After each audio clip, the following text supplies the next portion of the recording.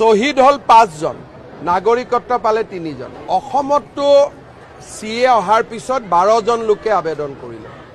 12 জনৰ 3 জনে নাগৰিকত্ব পালে, 9 জনে নাপালে।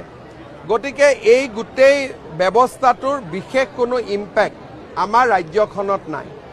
শহীদ হল 5 জন, নাগৰিকত্ব পালে 3 জন।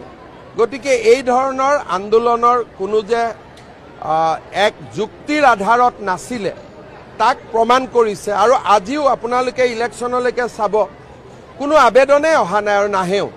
কাৰণ আমাৰ অসমত থকা বঙালী হিন্দুখিনি 71 চনৰ আগতে অহা। গতিকে তেওঁলোকে এপ্লিকেশ্যন দিয়াৰ কথাই নাই। মামাই এষাৰ কথা ইমান গৌৰৱেৰে কৈছে যে 5 জনক মাৰি 3 জনক অসমত নাগৰিকত্ব দিছে বাংলাদেশে। ইমান এটা গৌৰৱৰ কথা। মামাৰ মতে মানে এষাৰ পুৰা মানে এইটো মানে পুৰা গৌৰৱৰ কথা যে অসমত অসমীয়া মানুহক 5 জনক গুলিয়াই হত্যা কৰাৰ পিছত আৰু 3 জন বাংলাদেশীক অসমত নাগৰিকত্ব দিছে। এইষাৰ কথা মামাৰ কাৰণে মানে কোনো ডাঙৰ কথা নহয়। ইমান গৌৰৱেৰে কৈছে, কিমান ডিঙি হিপ পেলাই ইমান স্পষ্টকৈ মামাৰ মুখত এইষাৰ কথা সুধিছে। আপোনালোকে মন কৰক, আপোনালোকে ভাবি চাওক যে অসমত অসমীয়া 5 জনক হত্যা কৰাৰ পিছত সেই 3 জন বাংলাদেশীক অসমত নাগৰিকত্ব দিছে।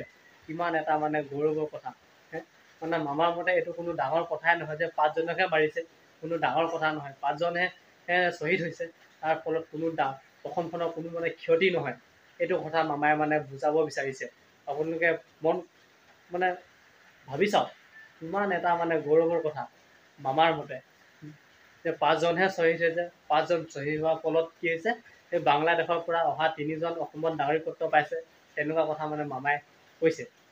মানে কিমান এটা গৌৰৱৰ কথা, কিমান এটা গৌৰৱৰ বিষয়। আৰু এইটোক লৈ মানে মামাই মানে গৌৰৱ কৰিছে যে 5 জনহে শ্বহীদ হৈছে, তাৰ ফলত অসমৰ কোনো ক্ষতি নহয়। 5 জন শ্বহীদ হোৱাৰ পিছত সেই 3 জন বাংলাদেশে অসমত নাগৰিকত্ব পাইছে।